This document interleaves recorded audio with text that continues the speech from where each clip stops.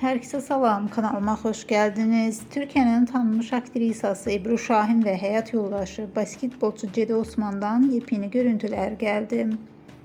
Ebru Şahin paylaşımı sosyal medya hesabında paylaştı. Həmin görüntüler izleyicilerin marağına sebep oldu.